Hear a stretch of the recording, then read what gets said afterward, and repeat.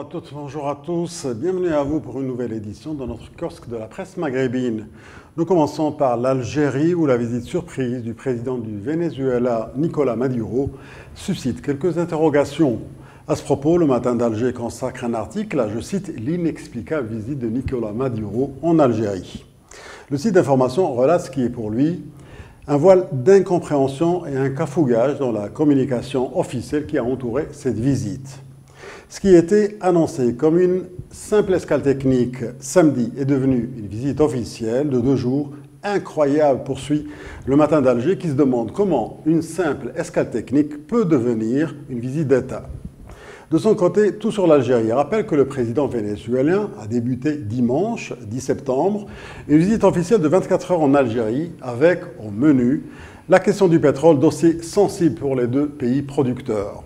Une visite qui semble avoir été programmée à la dernière minute, croit savoir tout sur l'Algérie. Selon l'agence AFP, le programme officiel ne fait pas mention d'un entretien entre les 2 chefs d'État, mais des responsables de la présidence ne l'ont pas exclu expressément.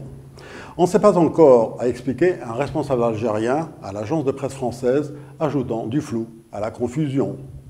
Sur le plan économique, Liberté souligne que l'Algérie est dans les filets de la crise financière, et ce, en dépit de 531 milliards de dollars dépensés entre 2000 et 2017. La manne, injectée principalement dans la réalisation des infrastructures, n'a donc pas permis de construire une économie indépendante des prix des hydrocarbures, résume Liberté.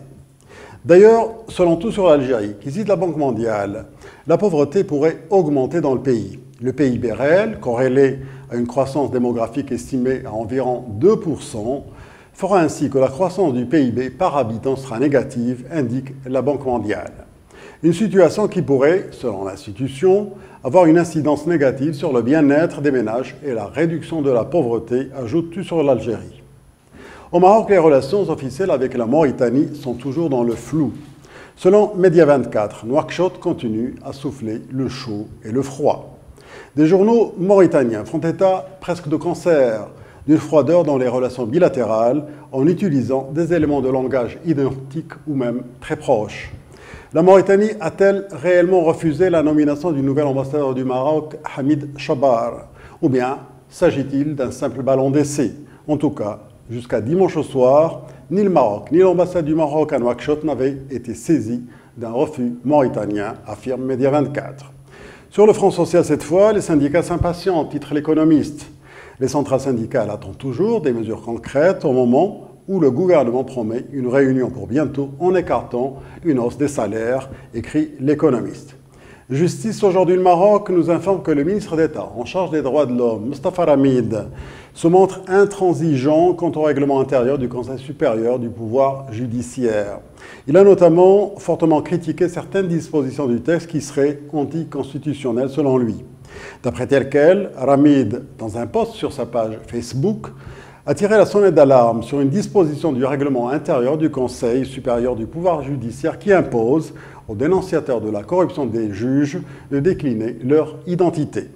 Enfin, en Tunisie, le prince Moulay Hicham, cousin du roi Mohamed VI, est revenu dans une interview accordée à Nawat sur son expulsion de la Tunisie par les autorités de ce pays. Moulay Hicham a affirmé que ses points de vue sur la politique tunisienne post-révolutionnaire n'ont pas changé. La transition démocratique en Tunisie est dans une phase critique et pour franchir ce palier, il faut plus d'engagement et plus de participation citoyenne, déclare-t-il à Nawat. C'est la fin de notre kiosque maghrébin pour aujourd'hui. Merci de l'avoir suivi et à très bientôt.